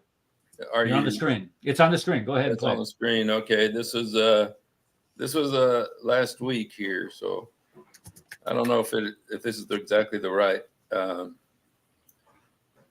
Oh, wait a second. No, sorry. This is my program. This is one I want to go. I think you got better intro music than I do. I'm jealous. You know what? It's stolen. I mean, I be careful because you saw what happened to Jai's channel. Yeah, what happened? What is that? I mean, I don't copyright too many. There's too many copyright complaints against the channel, and if you get reported for that a certain amount of time, they just terminate your channel altogether. Oh, really? And it's the same thing. It's all these trolls out there. That's all they do. They have nothing but troll your channel and look for things to report you on. Okay. Shoot. One thing I don't understand about that is why not just make a response video? If you don't agree with the content, just give liberty and write a response video saying that you disagree with it. Because they're trolls, Lisa. This is what they do. They're not, and you know this. They're not engaged. They're not interested in engagement. Okay, but I love you. That's why. Okay. Okay, go ahead, Steve. Okay. All right. This guy's got mad at me at the mosque. So shock. Because I want you to know that Jesus died for you on the cross. Listen, well, I don't believe in that now. Now, be respectable. I am respectable. respectable. No, you're doing it right here. I know I'm doing it here because I love the Muslims. No, I want you guys to know the truth about Jesus. You don't love. No. Wait a second. I got to go back a little. No, I do. That's why I want to tell you. Go back. Right. Okay, you can ask me, but I'm not going to obey you because you're a religious man. Yeah, this guy's trying to get me to leave because in front of the mosque, he says you got to be respectful and stuff like that. I said, "What are you? Did you become a dhimmi, Steve? Is that what he's assuming?" He kept saying, "I need you to move because I have a cross." He said, "I need you to move across the street. I need you to move across the street." I was just like, "Well, really? Why? Are you a vampire? Or what? You know?" Why? Okay. Why? You understand what I'm saying? Do it across the street. Don't do it from the mosque. Why? Okay. The police came and told me I'm okay here. Listen. I'm asking you. The police. Okay, you can ask me, but I'm not going to obey you because you're a religious man. أنا بحكي عربي. إذا بتحكي عربي بحكي عربي. أنا ممكن أحكي معك بالعربي. Take it from you. I'm gonna take it from you. I'm asking you. Now this belongs to me. It's my property. You're not allowed to take it from me. You're not allowed to take it from me. Right now. I'm asking you across the street. Okay, but I'm not going to. I'm going to stay here. Okay. I'm asking you across the street, my man. Okay. Okay. Okay. Somebody's watching this right now. They're going to call the police. I don't give a fuck if they call the police. It's my religious right.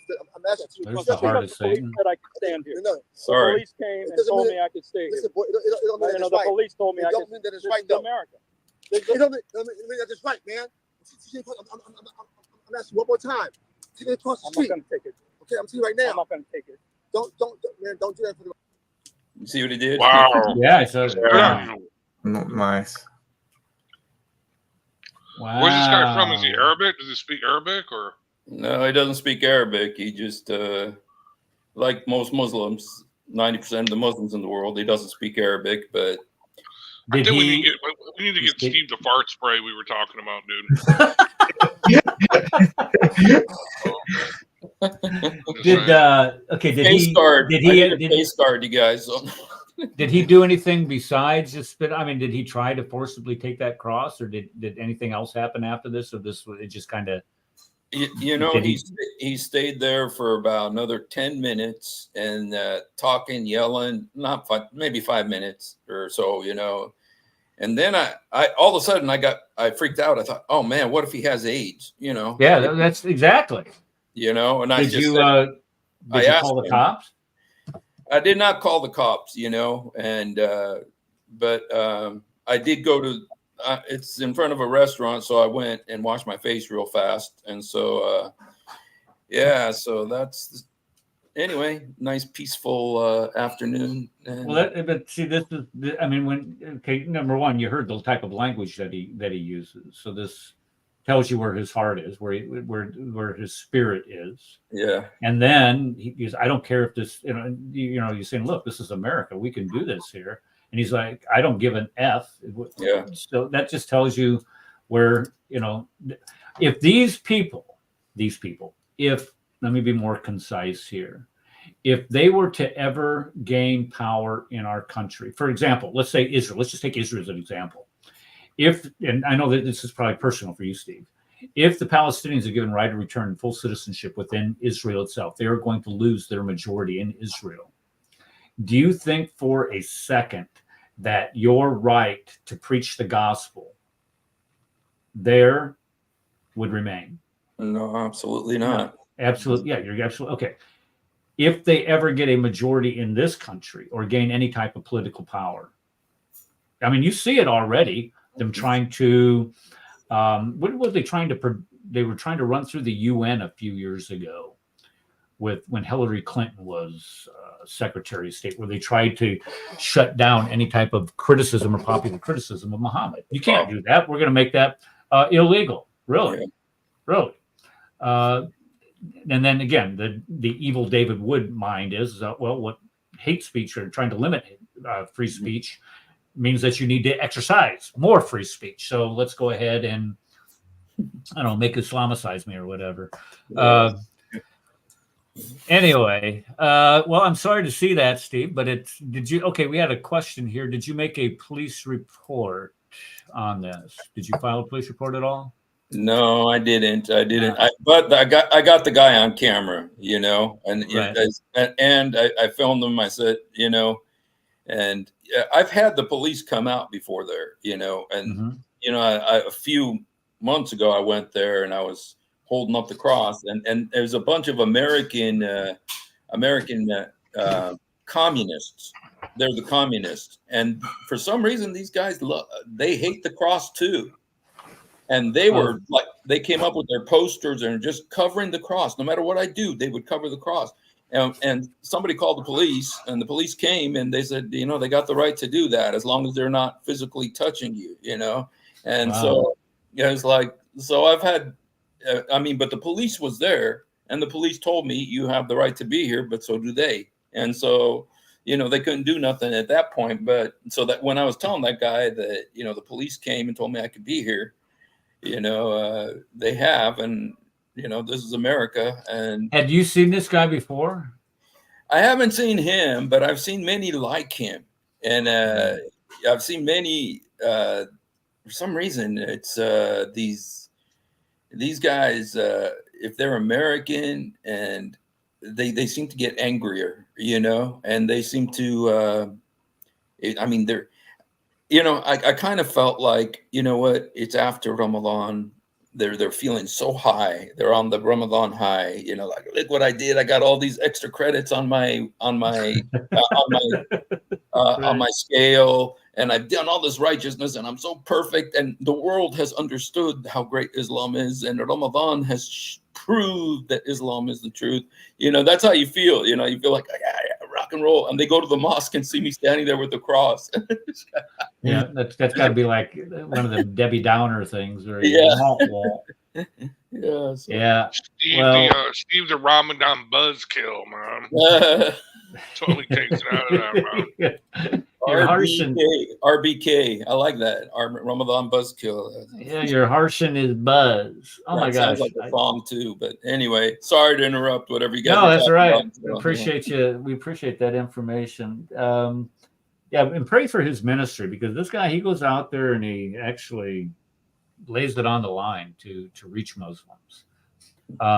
He actually, it isn't just here in the United States. He was lived in Palestine, Gaza, in Gaza specifically, and he angered some people. They were shooting at you, or to a point, or something along those lines. Shot your guitar. What was it? Did they hit your guitar? What? Anyway, get his book. What's your book's name, Steve? It's called The Apostate.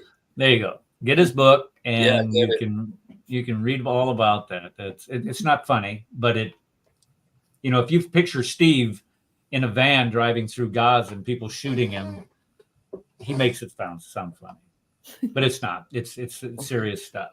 Okay, I got one more chronic error, big old chronic error to go over, and then we'll be done for the day. And it's kind of my favorite one. And whoops, where'd it go? Did I stop sharing?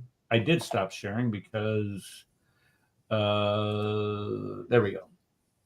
Okay, the lineage of Mary. Mary, quite contrary. How does your garden grow? Well, in the Quran, according to the Quran, Mary is the daughter of Imran, and that would make her the sister of Aaron and Moses, which is really weird because they lived 1500 BC, and Mary was supposed to live in the first century. And it's in three different spots, or at least a couple different spots. But if you are going to discuss this, let me just preface this. If you were going to discuss this topic with a Muslim,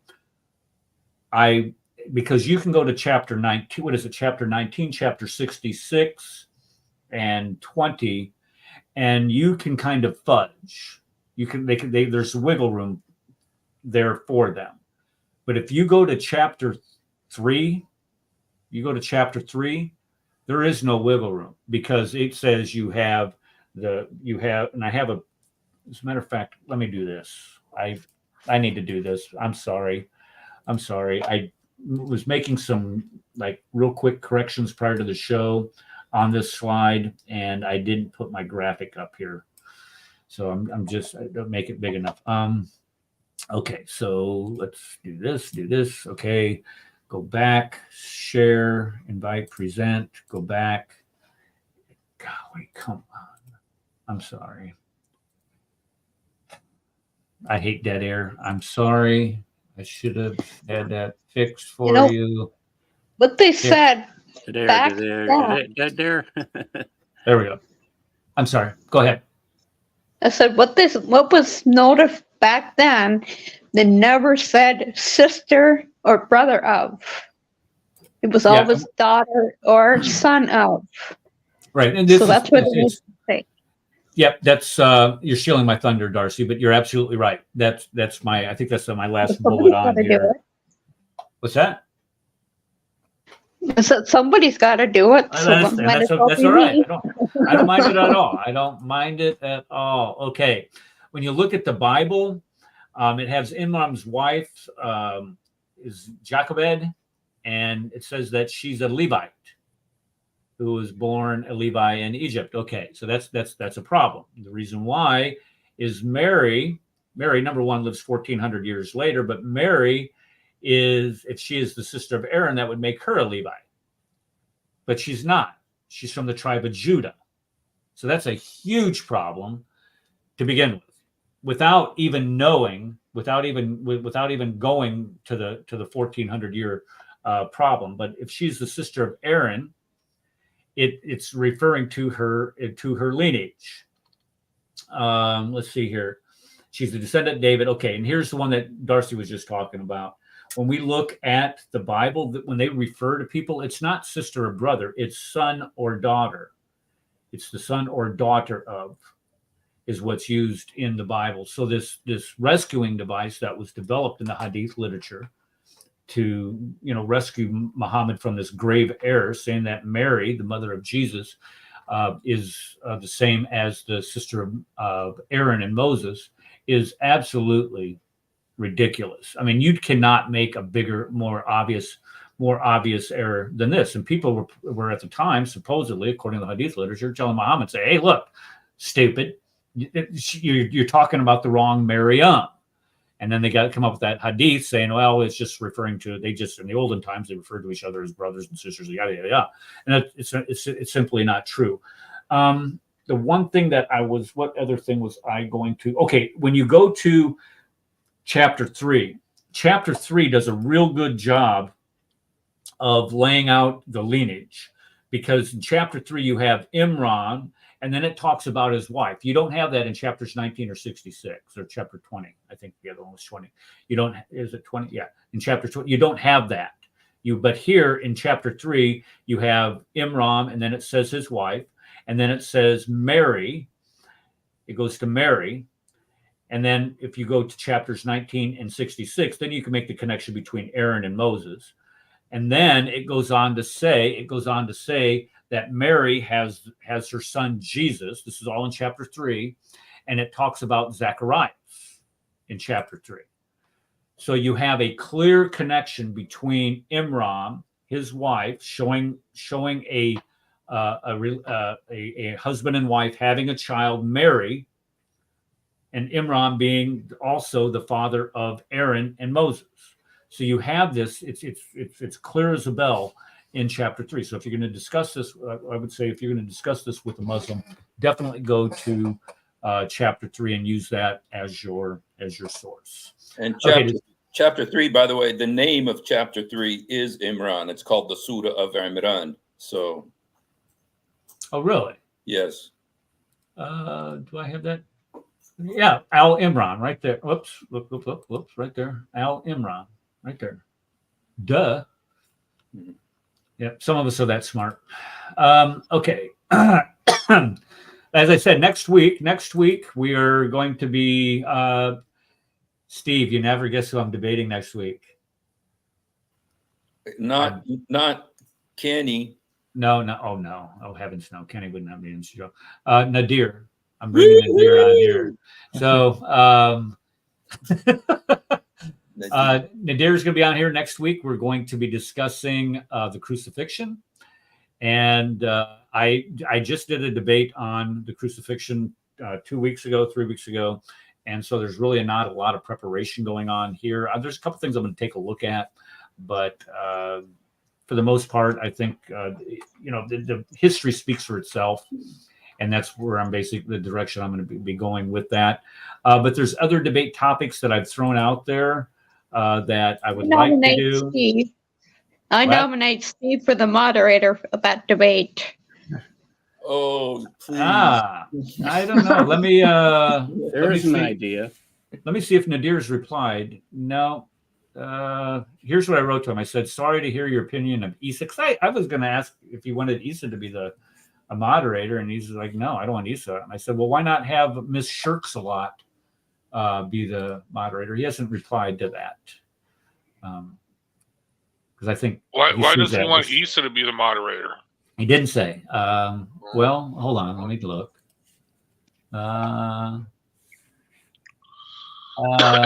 He doesn't say. He doesn't say at all.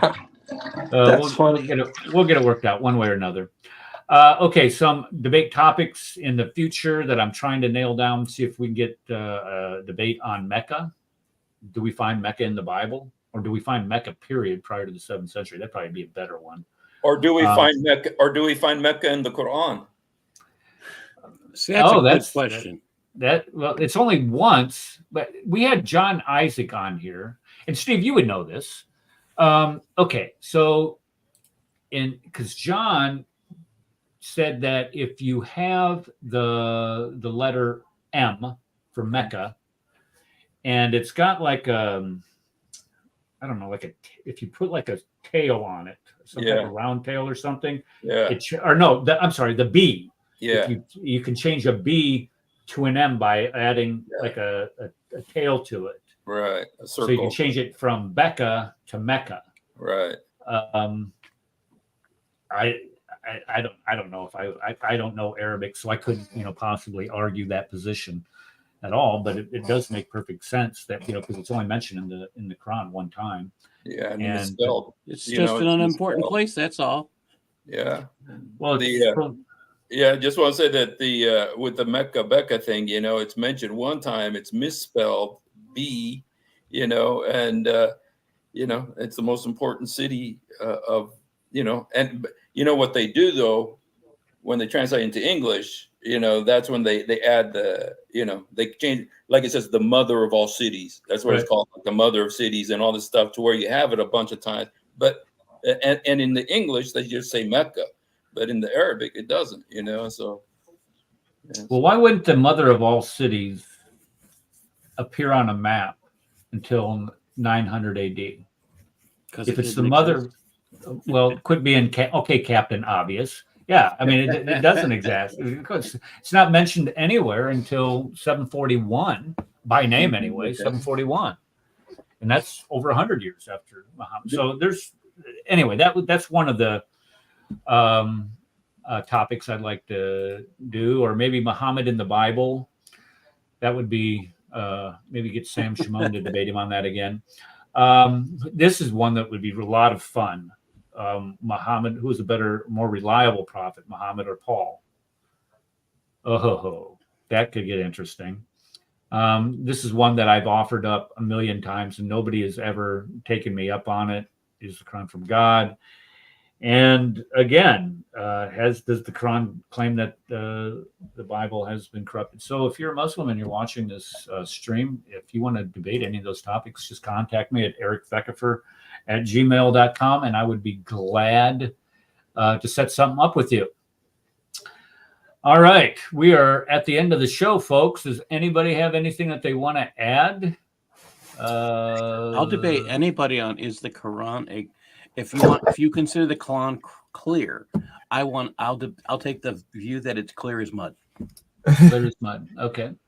Actually, it says that, which is really funny, in Surah 3.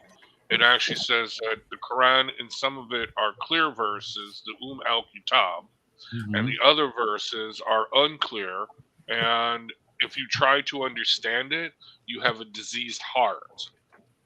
So, I think that was at the end of my presentation last week, where maybe at the beginning of it, where I was showing, because that's a clear contradiction, where it says it's clear, and then but some of it that's clear, and there's other or not clear. Here's the punchline. The scholars sort of all agree that the al-Kitab in the Quran, the clear part, is only the first surah, al-Fatiha. So that means the rest of the Quran, including the verse that says there are clear verses, is unclear. And if you try to understand it, it's in your heart. Yeah. In preparation for your debate with Nadir, you know what I would encourage you to do is to get a bunch of olive oil and then let someone spill it between your hands. Okay, like this, just like to spill it and then have it like spilling into your hand like that, and try to stop the flow of it, and see what happens to it. Just because that's how it is to debate Nadir Ahmed. Oh, yeah. I don't think he, tell you the truth, I've debated him once and stuff. I don't think he believes anything. And every time you try to get something, he's just like, he weaseled over there and did something. And so there's a verse in the Bible that says, as oil bewrayeth itself. It's like you try to stop something, but you can't, because it keeps nailing Jenny to a wall. Is that the other kind of? Did you hear his argument about the mustard seed? He made an argument on modern day debates trying to say that the New Testament is not scientific. And he said that the mustard seed is not the small seed. I'm like, dude, it's a spiritual saying. Like, it's obviously not meant to be. But he's like, look, this is how the New Testament is false. They claim the mustard seed is this, and he kept going on. And the Quran says, the same thing, though. You know, that's what Christian Prince showed him. Said almost said the same thing. So it's just insane. I'm like, why are you? I've seen him. And I'm sorry, Issa, but I've seen him argue the scientific miracles in the Quran before. And it's hard to watch, because when he said the thing that disproved the Bible was, he got down to how do you determine a woman's virginity, and he was saying that. Anyway, it's just, I'll have to do voodoo if I start talking about it. Okay, I want to add one other thing too that I thought was bizarre, is that he wants to attack the Bible, but Islamic tradition, particularly, he's taking an Ahlus Sunnah wal Jama'ah position, a Sunni position, which says that the Bible and the New Testament and the Torah are not corrupted, right? Only the interpretation of the people is corrupted, but the text itself is not corrupted. That's the Islamic position for Sunnis. So I don't understand this like tahrif argument that they keep, the corrupted argument. It doesn't work. What it does is it would be creating a heretical position in Islamic understanding, I think. Well, I would say that the actual Quran corrupted the Bible. The other way around. It's like you have more stories like that, like just don't make any sense in the Quran. Like history wise, is like. Did I send you a pre-copy of my book, Dominic? Because that's the thesis of my book, is how the Quran tries to corrupt the Bible. No, because I would say the Book of Mormon is probably more accurate than the Quran Museum. Well, at least the Book of Mormon is only a few hundred years off, not 1,000 here and 1,000 there. It's chronologically inept, just like the Quran, but at least they attempt to get things in order, and the Quran can't get them in chronological order. But it was given by the angel Gabriel, the Book of Mormon. So why on earth do they have a problem with it? It's the same angel. It's the same perversions. Jabril. So Joe is their prophet Mo. But no, why on earth is he wrong? Well, Mormonism is when we start looking at Mormonism and contrasting, comparing to Islam, it's the similarities are just all right when there. I teach Islam last, and when I'm done teaching Mormonism, when I'm done teaching Islam, all the students are like, "Oh my gosh!" I let the students do the comparisons. I just sit there and listen, and it's funny.